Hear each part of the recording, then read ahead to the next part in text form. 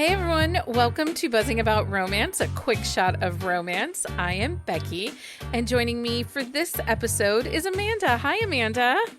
Hi, Becky. So on this episode of A Quick Shot of Romance, we are reviewing Let Me Love You by Brittainy Sahin. And for you, Brittainy is one of your one-click, she writes it, I read it authors. Absolutely. I will read anything she puts out. And I have. And I was going to ask, so you have read her complete backlist, like you are immersed in her world? Absolutely. I've read everything that she's written. So this is only my second book by Brittainy. And I do wonder if knowing the world makes the reading experience a little better. Even though this is a book one in a new series, it does live within her world. It does. And I think it makes a big difference when you're reading her books. She has, a lot of character crossover. I mean, you don't have to know it, but I think it makes it better if you do. I wonder if the reading experience for myself would have been better if I had at least some context of some of the actual side characters, because I didn't. Yeah, and I think that's important. And I even think it's important to read the book that comes before this one Until You Can't, in order to get a full backstory on Enzo, especially, and a little bit on Maria.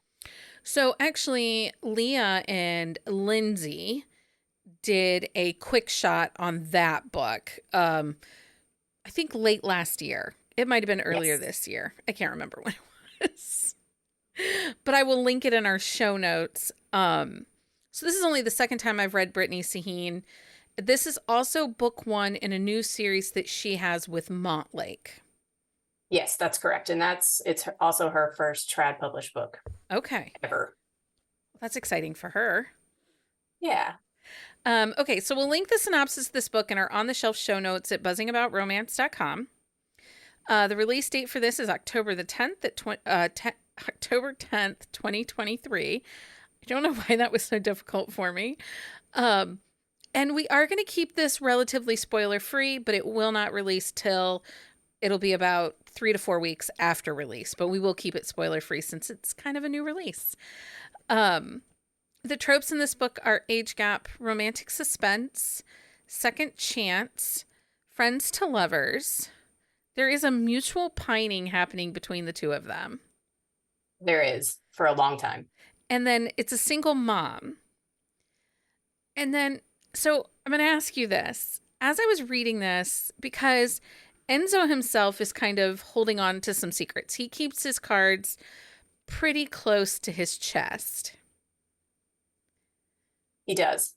So there is a little bit of deception trope within this book. Yeah, there is. He's keeping some things quiet, some big things quiet. So, yeah. It dawned on me as like when I was trying to think about it and I'm writing my review and I'm like, what were some things in this that either I wish I had known going in or that might be why I didn't love it. Like, it's a very well written book. It is very well written. Grammar is on. It's edited well. There were just little things, some character arcs and some pacing issues that I struggled with. And one of the things I really struggled with is Enzo himself. And I wonder if some of it was because he was keeping secrets. Yeah, I think, part of it's he's keeping secrets. And like I said, I think you get a little more of his chef side in Until You Can't. Oh, yeah. And I think, which I think you were missing in this one, but well, yeah, because he's a chef, and in this entire book, he doesn't freaking cook once. I know, and I'm like, I think not even scrambled eggs for her. Not once does he cook. Yeah, and I think in Until You Can't, you see that side of him, and I think this book is more about the secrets that he's hiding and how those are disrupting the life that he has chosen for himself. So this is a series of standalones, but I think they're going to be interconnected standalones because my understanding is that this is a 3-book series and it's 2 of his brothers that are going to be the other 2 books. Yes, it will be Constantine and Alessandro are his brothers. Okay. POV on this is dual first person. Put out was percentage was, so it's technically actual sex is 66%, but it gets spicy at 18%. Spice in this book was good. It really was. And it got spicy, like you said, quick. Yeah. Audiobook narrators for this, which will make Leah so happy, is Connor Crace and Ava Lucas. She has a thing for Connor, so Oh. she likes his narration. Okay, so is there a third act breakup? I'm gonna say no. It's more dark moment, don't you think? Yeah, I agree with that. No, no real breakup. Um, I feel like this is like outside forces because this is romantic suspense. It is. Um, And Go ahead. yeah. Yeah, I was just gonna say, yeah, they don't really have a breakup. It's more his kind of secrets coming out, I Yeah, guess. secrets catch up to them. Um, so our heroine's name is Maria and our hero is Enzo. Um, and that prologue sets this book up very well. It does. You get a lot of backstory on why they're pining for each other, I guess. Well, and you and I have an episode coming up that we're talking first kisses. Oh, I have this one. Yes. This book has a pretty freaking delicious, amazing, hot first kiss. Yes, it is. It's way up there on my list. And so, like, honestly, I have zero complaints about the spice in this book. The relationship made sense. Again, it's friends to lovers, and we know what I think about friends to lovers. We do. But there was some, I liked, one of the things that I really liked for Maria herself was when Enzo put his boundaries and his walls up, she went out looking for somebody else. She did. She said, "I'm not going to wait. You know, if you're not ready, then I'm going to put myself back out there and start dating." And, but, you know, she had after the prologue, you find that she had married and is now going through a divorce and has a little girl. And I like that she tried to move on with her life, that it wasn't just her, you know, sitting in a corner singing, you know, all alone or something. Yeah. She really did try to move herself out there, but Enzo is like seriously almost obsessive protector, like borderline stalking. Oh yeah. He's definitely all up in her business. She has no idea the levels that he's gone to be all up in her business either. Um, you know, he makes it convenient for her to move in next door. His neighbor moves out, and so they're not only friends, and he's looking out for her, but he's moved her in next door. So And the neighbor moved out under, you know, dubious circumstances. some help from Enzo. Yeah. Um, so Enzo, so I think this is probably going into this. This is where this is some of my problem. Enzo is an enigma. This is his book, right? Like this should be the big character arc. I should be able, especially because this is her first Montlake book. So this might be someone's first experience with her because these are a little more easier to get, right? You know, you Yes. can get them through Prime reading sometimes and stuff like that. And Enzo is this big enigma. And he's holding in all these secrets, and it was really hard for me as a reader to connect and to grasp who he was. No, and I can see that. If I didn't know him from the previous book and I didn't know all of the stuff surrounding it, I can definitely see that where that would be hard Because to understand. yeah, so Enzo is former mafia member. Like his family has ties to the mafia, but they went legit while the other side of the family stayed in the mafia, the cousins. Yes. It's shady. He worked some way as a government operative. and but also was in the army, who now works as a chef and is a business partner to Maria's sister. Yes, all of that. All of that. And so All of so that. so I think that for me coming into it as a first read, like I have no connection to any of these characters. To me it felt like a lot. Like this is when It is a lot. this is when I want to look at an author and be like, pick a lane. You No, know. I can totally see that. And I think too, I just saw a post recently that the publisher is kind of leaning this more towards a family series. Okay. So they're not going to term it a security series or any of that, which has been her primary, genre or subgenre since she's been writing. And so I don't know if there was a little bit of trying to figure out how he goes from being a former military guy, to doing some shady government work and to now being a chef. And then, now we're going to go see how his brothers fit into this as well.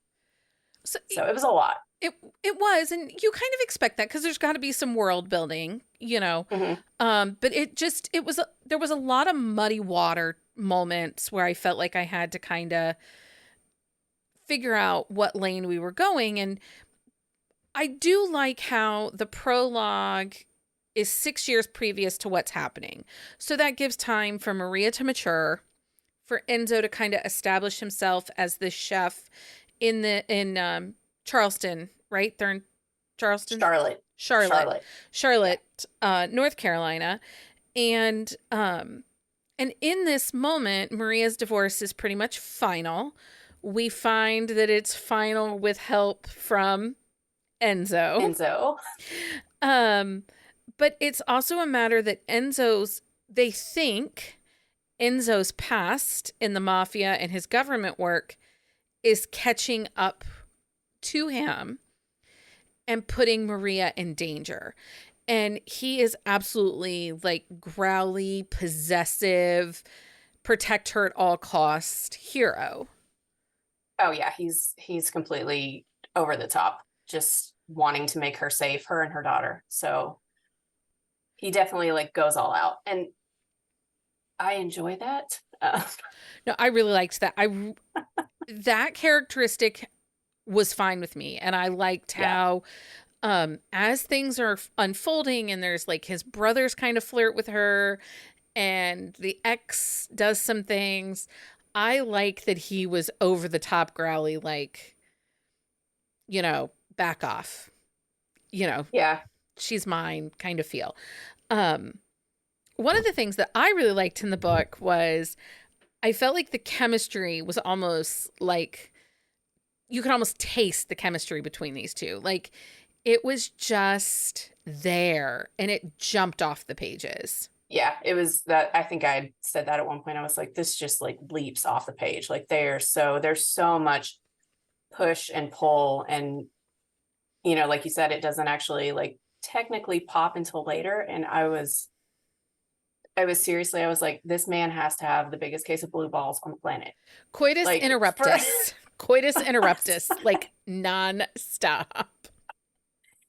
and Brittany does that really well. She will, kind of interrupt with outside conflict a lot and just like keep that tension the whole time. Yeah. And sometimes even in the moments it was Enzo getting in his own way. Like 100%. shut up, this is what you want. Like this is all good. He was struggling a lot. I think that's part of it is he struggles like the whole time just to figure out who he is and what he wants. And I think a lot of it is he doesn't feel like he deserves it either. So Um so we have Maria's ex-husband, and he does play as he is used as a plot device. Like he's used to help propel the story forward, in a way that I thought was really unique to this story. But the outcome started to feel formula, like plotted, like plopped, you know, this I can see happens. that. So now it plops here. Um, so that was, but I liked, this is one of those books, and there was so much potential. And for whatever reason, and I still am wondering if it's just the world building for me, that I Yeah, needed I that mean, outside world. yeah, I think it helps. And I say that with all of her books, but I think it's because I'm so entrenched in this world and I've read all the books and I feel like you need to know like the side players. Yeah. I did, so as we were talking about chemistry, one of the things, Maria's sexual agency, like she is a spitfire in the beginning of the book. And obviously having a child is going to change how you present yourself sexually because it does affect that. But there were moments of inconsistency with me for her, and I don't know, and I didn't understand why. Like I can understand the, oh, my body is different. How will he respond? But if he's already like stripped you naked and done things to you, would you have that same conversation, the next, 2 times after? Does that make sense? No, yeah, I can see what you're saying. I'm trying to remember exactly how it played out. So, like, there's the scene in his apartment where it's starting to get hot and heavy, Okay. and then things happen. And then the Okay. next scene in the pool, she mentions nothing about her stretch marks or her boobs or anything like that. Okay. But then there's the next scene when they're at, later on at his parents' house, and it might be when it pops at 66%, that she talks again about her body being different. And For whatever reason, I don't remember. it was just one of those little things that it was like, because I think that plays into pacing in a story. Okay. Yeah. Because you want to see these characters show some growth. And authors can use body and stuff like that as a way of built-in angst without having actual angst. And I did appreciate that in this book, that the angst was all really, it was some of her own internal monologue, but the majority of the angst is outside forces. Yeah, the outside conflict's the main angst. I think Enzo probably has more internal angst than Maria does. Yeah. And I really liked his family. And I am intrigued by the brothers, especially the one that's a little bit of the playboy. His book is next, Alessandro. So that's a question. Outside, we've met Enzo in Brittany's other books. Have we met the other brothers in the other books? Because the one has a connection, it seems like, to another Security Force series. No, we have not met them, but Constantine, who is I think he's the oldest brother, he has a connection to Carter, who is one of the leaders of her Falcon Falls security series. And he is like the biggest enigma character that she has. Like we haven't gotten his book yet, and that's the one that everybody wants. And so I think Constantine is going to play out into Carter's story when we get it in March. Okay. Well, that would make sense then. So for you, what was your favorite part in this book? My favorite part, I really enjoyed like Enzo and Maria's daughter Kiara. I enjoyed their relationship.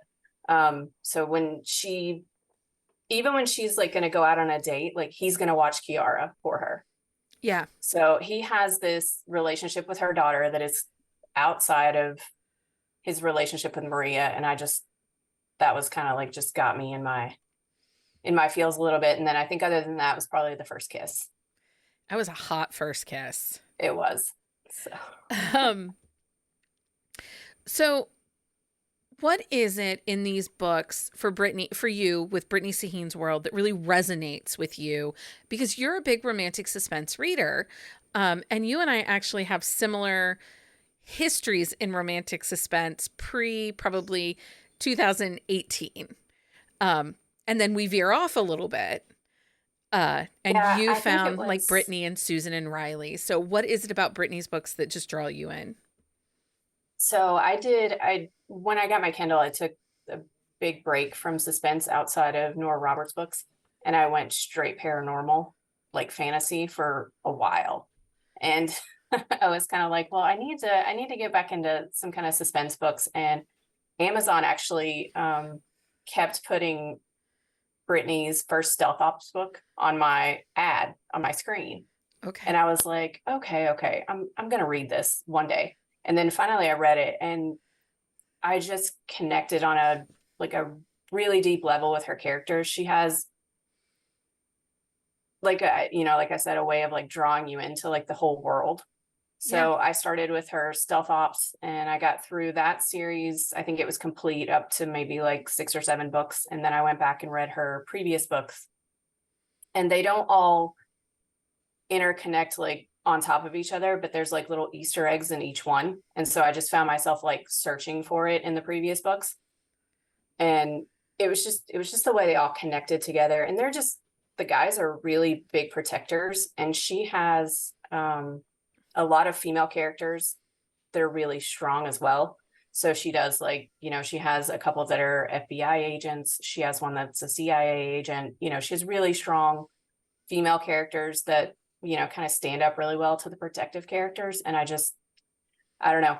There's something about it. I'm just completely gone in this world, I think. So That's okay. So would you say that this book is pretty representative of how Brittainy writes typically?